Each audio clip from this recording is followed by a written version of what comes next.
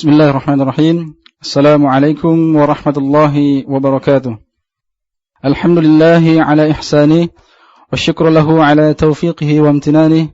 Ashhadu an la ilaha illallah wahdahu la syarika lah ta'ziman li sya'nih wa ashhadu anna Muhammadan abduhu wa rasuluh ad-da'i ila ridwani sallallahu alaihi wa ala alihi wa sahbihi wa ikhwanihi amma ba'd. Kaum muslimin dan muslimat, para pendengar radio An-Nasiha dimanapun Anda berada, semoga Allah subhanahu wa ta'ala merahmati kita semua. Kita kembali memuji dan bersyukur kepada Allah subhanahu wa ta'ala atas berbagai karunia dan nikmatnya kepada kita, sehingga pada hari ini, hari ke-8 bulan Ramadan, yang juga merupakan pertemuan ke-8 kita dalam kajian interaktif Ramadan, siraman hikmah menjelang buka puasa, bersama Al-Ustadz Dzulqarnain bin Muhammad Sunusi hafizahullah. Dan alhamdulillah Al-Ustadz telah hadir di tengah-tengah kita, insyaallah ta'ala, untuk tema hari ini, yaitu keutamaan dan keagungan doa. Jadi kami ulangi bahwa tema hari ini keutamaan dan keagungan doa. Baik, para pendengar sekalian, marilah kita bersama-sama mendengarkan tausiah oleh Ustadz. Olehnya itu kepada Al-Ustadz kami persilahkan. Bismillahirrahmanirrahim. Alhamdulillahirabbil alamin. Wassalatu wassalamu ala al-mab'uts rahmatan lil alamin, nabiyina Muhammad wa ala alihi wa sahbihi wa man tabi'ahum bi ihsanin ila yaumiddin, amma ba'd. Suatu pengajaran yang menakjubkan yang Allah Subhanahu wa taala jelaskan untuk kaum muslimin dan muslimat berkaitan dengan hukum-hukum puasa. Setelah Allah Subhanahu wa taala terangkan pada ayat-ayat di surah Al-Baqarah tentang kewajiban puasa Ramadan, juga diterangkan tentang keagungan Al-Quran. Kemudian dijelaskan tentang keagungan doa. Dan Allah terangkan bahwa ibadah doa ini memiliki hubungan yang sangat erat dengan ibadah puasa. Allah berfirman, "Wa qala rabbukum ud'uni astajib lakum. Innal ladzina yastakbiruna an ibadati sayadkhuluna jahannama dakhirin." Dan Rabb kalian berkata, beribadahlah kalian, berdoalah kalian kepadaku. Sesungguhnya, wa qala rabbukum ud'uni astajib lakum. Atau di ayat yang saya maksud adalah firman Allah Subhanahu wa taala, wa idza sa'alaka ibadi anni fa inni qaribun ujibu da'watad da'i idza da'ani falyastajibu li wal yu'minu bi la'allahum yarshudun. Apabila hamba-hambaku bertanya tentang aku, maka katakanlah, sesungguhnya aku maha dekat. Aku mengabulkan doa siapa yang berdoa kepadaku. Maka hendaknya mereka istijabah terhadapku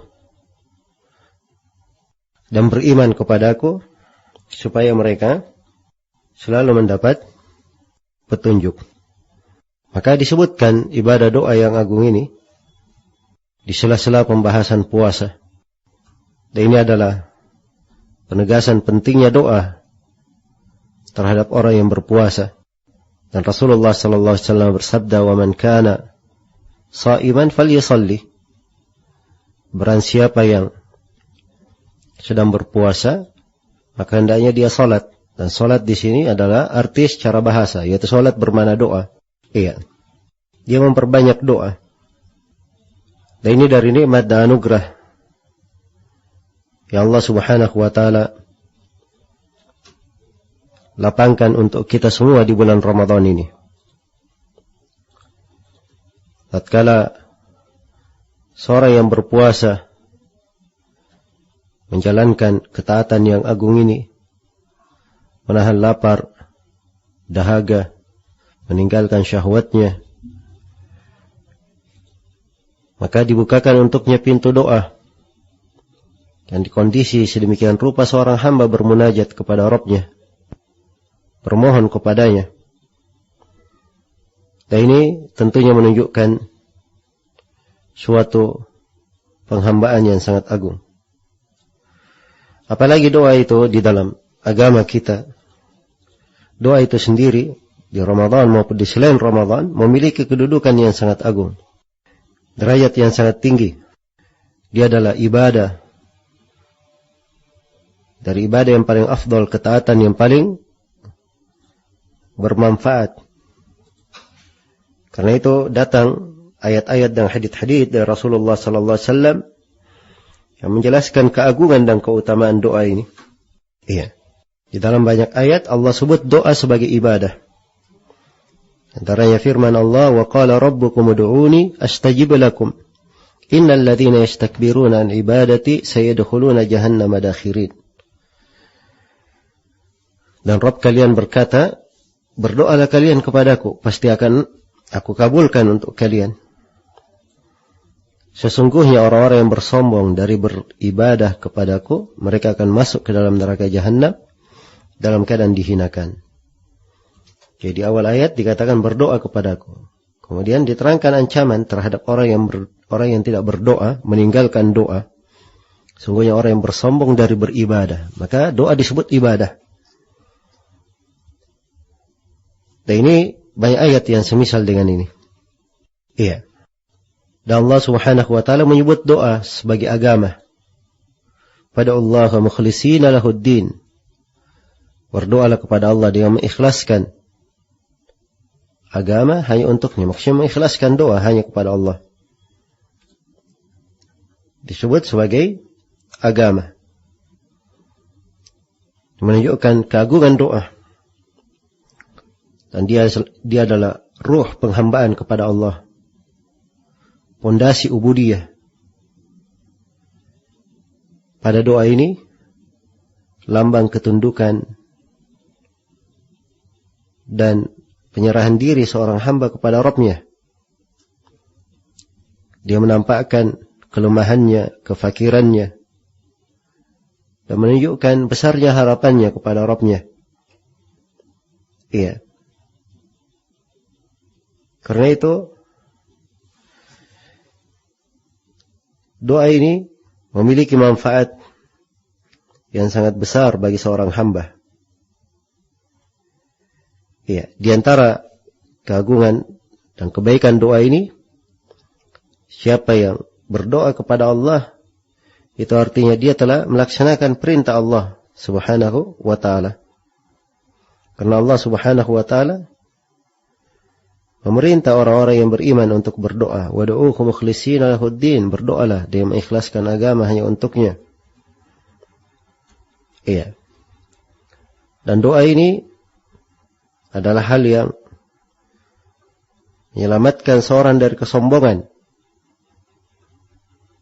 Sebab kalau dia tidak berdoa, maka itu dia adalah dianggap sebagai orang yang bersombong.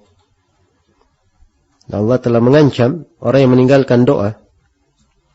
Wa qala rabbukum ud'uni astajib lakum innal ladzina yastakbiruna an ibadati sayadkhuluna jahannama dakhirin. Dan berkata Rabb kalian, berdoalah kalian kepadaku, pasti saya akan aku kabulkan untuk kalian. Sungguhnya orang-orang yang bersombong dari beribadah kepadaku, mereka akan masuk ke dalam neraka Jahannam dengan dihinakan. Iya. Dan di dalam hadits An-Nu'man bin Bashir,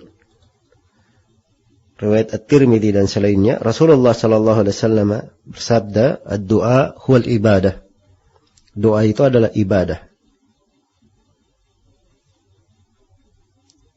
Jadi disebut sebagai ibadah kepada Allah Subhanahu wa ta'ala. Iya. Dan Allah Subhanahu wa ta'ala berfirman, "Ud'u rabbakum tadarru'an wa khufyah, innahu la yuhibbul mu'tadin, wa la tufsidu fil ardi ba'da islahiha, wad'uuhu khawfan wa tama'a, inna rahmatallahi qaribun minal muhsinin." Berdoalah kalian kepada Rabb kalian dengan tadarru', penuh penyerahan diri kepadanya. Wa khufya, dengan suara yang lirih. Sungguhnya Allah tidak mencintai orang-orang yang melampaui batas. Dan jangan kalian berbuat kerusakan di atas muka bumi setelah bumi itu diperbaiki. Dan berdoalah kalian dengan penuh rasa takut, penuh rasa harapan. Sungguhnya rahmat Allah sangat dekat dari orang-orang yang berbuat baik. Disebut bahwa doa ini adalah bagian dari rahmat Allah Subhanahu wa ta'ala. Iya. Maka siapa yang gemar berdoa, ini adalah salah satu sebab yang membukakan pintu rahmat untuknya. Dan di antara renungan yang patut kita perhatikan dari tafsir ayat-ayat Al-Quran, kita membaca surah Al-Anbiya di dalam Al-Quran. Dan di dalam surah Al-Anbiya ini disebutkan tentang para nabi. Dan penekanan yang ditekankan di dalam surah adalah ubudiyah para nabi. Bagaimana penghambaan para nabi itu kepada Allah. Bagaimana mereka menyuruh mengikhlaskan ibadah hanya kepada Allah. Mengajak kepada ubudiyah. Maka disebutkan dari ubudiyah mereka, penghambaan mereka. Dan subhanallah,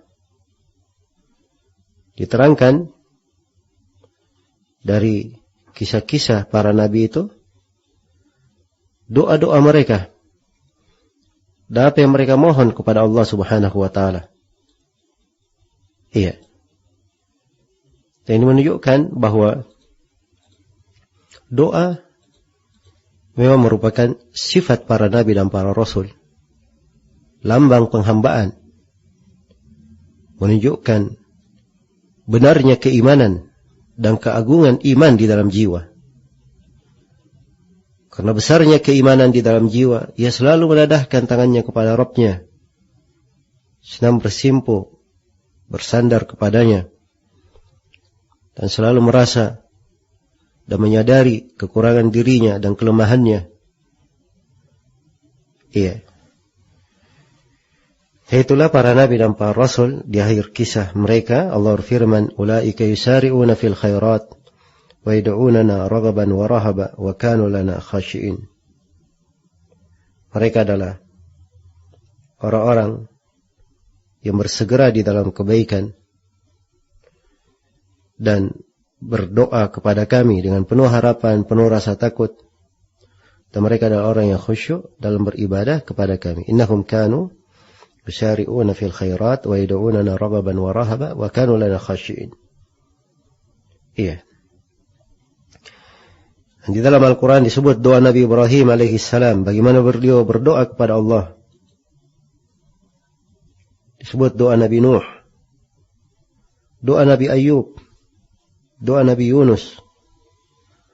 Dan selain pada itu dari doa-doa para nabi. Iya. Dan orang-orang yang beriman, Allah Subhanahu wa ta'ala puji dalam Al-Quran, tatajafa junubuhum anil madaji' yad'una rabbahum khawfan wa tama'a wa mimma razaqnahum yunfikun fala ta'lamu nafsun ma ukhfiya lahum min qurrati a'yun jaza'an bima kanu ya'malun. Lambung-lambung mereka menjauh dari tempat tidur di waktu malam. Mereka berdoa kepada Rabb mereka dengan penuh rasa takut, penuh harapan. Dan terhadap rezeki yang kami berikan kepada mereka, mereka menginfakkan. Maka seorang jiwa tidak mengetahui apa yang disembunyikan untuknya dari kesejukan pandangan mata, kenikmatan yang menyejukkan pandangan mata pada hari kiamat sebagai balasan dari amalan mereka. Iya. Allah perintah orang-orang yang beriman untuk bersabar di atas hal ini. Wasbir nafsaka ma'al ladina yad'una rabbahum bil ghadati wal 'ashyi yuriduna wajhah. Sabarkanlah diri engkau bersama orang-orang yang berdoa kepada Rabb mereka di waktu pagi dan di waktu petang. Mereka menghendaki wajah Rabb mereka. Iya. Maka doa adalah ibadah yang sangat agung. Karena itu sebagaimana yang telah kita terangkan, doa adalah ibadah. Dan memang doa bukan hanya bermakna meminta kepada Allah, tapi doa juga bermakna ibadah kepada Allah Subhanahu wa Ta'ala. Maka renungilah makna dari doa ini, keagungan, keutamaan dan kemuliaannya, dan renungilah betapa besar nikmat dan karunia Allah Subhanahu wa Ta'ala kepada kita di bulan Ramadan ini. Kita dimuliakan oleh Allah Subhanahu wa Ta'ala, tempat-tempat baik untuk berdoa. Orang yang berpuasa disunnahkan memperbanyak doa. Ketika berbuka, salah satu dari tempat mustajabah doa adalah ketika berbuka. Iya. Dan seorang yang melakukan sholat malam, itu adalah di antara tempat doa itu mustajabah. Maka manfaatkanlah dari bulan ini dengan berdoa kepada Allah Subhanahu wa Ta'ala. Apabila seorang telah melakukan salat, berpuasa, dia membaca Al-Quran, ada keletihan pada dirinya, dia ingin ibadah yang lain, maka dia berdoa kepada Allah Subhanahu wa Ta'ala. Semoga Allah Subhanahu wa Ta'ala menganugerahkan kepada kita semua kebaikan dan rahmatnya. Dan semoga Allah Subhanahu wa Ta'ala menjaga hati-hati kita semua di atas keimanan dan ketakwaan, dan mensucikan jiwa kita semua dari segala hal yang menodainya dan menjauhkannya dari Allah Subhanahu wa Ta'ala.